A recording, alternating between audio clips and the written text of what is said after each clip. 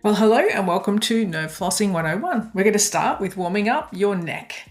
So placing your right fist underneath your left armpit, and we just move the head away from the side of the elevated shoulder. And about 6 times will be plenty either side. So just you can see Craig there, and he's changing sides now and just moving the head to the other side. And it's just gently opening up the nerve roots as they come through the cervical spine and preparing us for the rest of our stretches. We'll now do the thoracic spine, 2 hands out in front. And it's like you're drawing the bow back to fire an arrow, looking straight ahead and just moving with a beautiful twisting motion while keeping your pelvis relatively straight and your eyes looking forward so your head stays straight as well. Just gently moving at least 6 times either side. Then into the arm, the extensors and ulnar nerve. So this one, we're just tipping the head to the same direction that the arm is extending, and make sure the wrist really gets a bit of a flex. So we're just bringing it in towards the head and then extending it out and down towards the floor. Swapping sides, again 6 times on each side will do this really well. Just opening up through the neck, through the arm. And the idea is to floss the nerves, not stretch them. The wrist extensors and radial nerve. So make sure you wrap the thumb in the fingers, and then as you bring the arm back, it's approximately 45 degrees out from the body, and you're really flexing the wrist as well. So get a real bend in there as the elbow stays straight and moving the head to the same side that the arm is moving. And the reason we do that is because the stretching that we're getting down the arm, we want it to be free of any impingement from the neck. So as we flex the neck to the same side, it allows the nerve to slide. Flexors and the tricep. So similar to the first one we did, the hand faces out and we tip it behind the head, and then we just flick it down towards the floor. The head tips into the hand and then tips away as you extend the arm out and the fingers to the floor. Again, 6 on each side will do the job really nicely.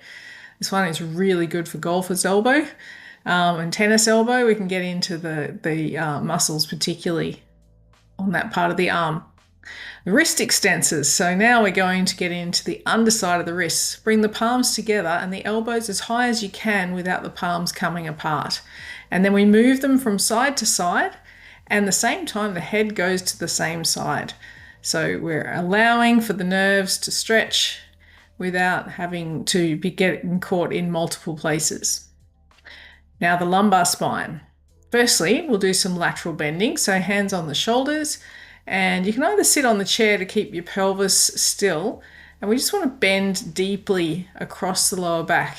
Or you can even do this one against a wall. If you do, just make sure that the knees are slightly bent so that you've got no pressure going down the backs of your legs. It's all just holding the pelvis in place, and you're just sliding side to side, completely vertical against the wall.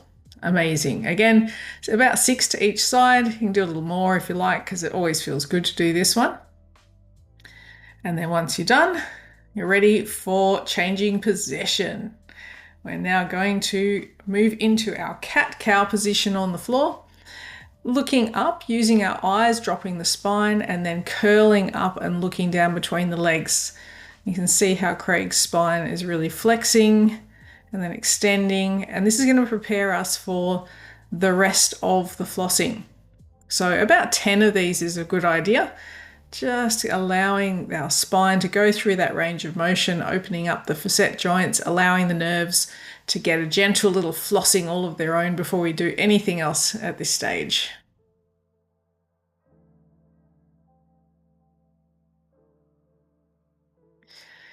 Then we're back onto the chair again for our piriformis and our glutes. We're going to get into the sciatic nerve. So the ankle is across the knee, and we're going to emulate the cat-cow movement with the spine. So there's a forward flexion, and then there's an extension. And as you extend, you're lifting that tibia, that lower leg, up towards your face directly, so that you don't need to tilt it or tip it. And you can see the position that Craig's got in his ankle and his knees. The hands are just facing upwards. And as he goes into extension, then he lifts that lower leg up to start to get into the piriformis, the glutes, and to release that sciatic nerve So just go as far as your body allows you to. Do 10 on each side for this particular one. And you'll find it doesn't take too long before it actually loosens up. The first couple can sometimes be very, very limited. You might only move an inch or so, but don't worry about that. Just allow yourself to gently move into this, and each day you'll find you'll get improvement. It won't take long at all, but don't be in a hurry, because this is a lifelong practice and it allows the joints to keep themselves supple and get through to some of that pre-arthritic change as we continue to flex and extend the little joints, and where the nerves are going through the fascia, the muscles, and across the joints. We are programming them to function a lot more normally, if you like, and get rid of those aging spots, the spider webs and things that prevent us from moving in a healthy way. So now we get into the hamstrings and the back of the legs. And the first one is, again, cat-cow, curling with the spine. The leg comes out and you'll notice that Craig's foot is just flexed back towards his face.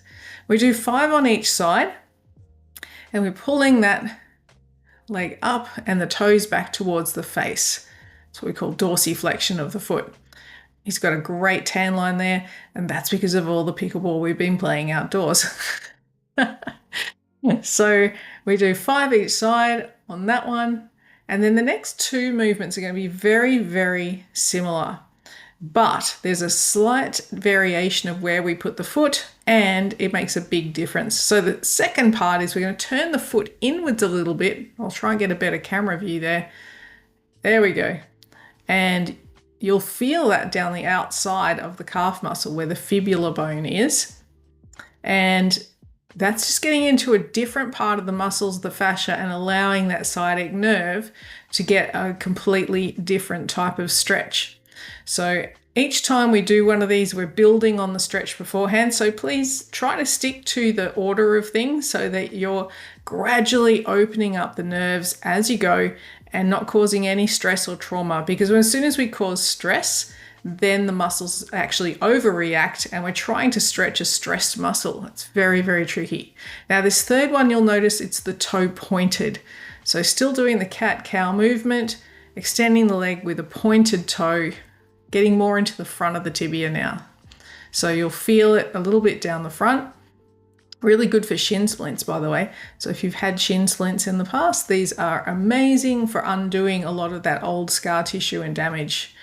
And just ensuring that the nerves, again, are working more normally. Of course, we're also engaging some of the femoral nerve here. And of course, we're getting all the chain working together. Next, the adductors. Now, the back foot is at about 90 degrees. If you don't have a yoga mat or a nice stable floor, you can actually wedge your back foot against the baseboard of the wall to stop it from slipping, because we don't want your legs to slip. No doing the splits or anything like that. You'll notice that as he bends the front knee, he's looking up towards the ceiling. And then as he comes out of the bend, he actually is looking down and back on the other side.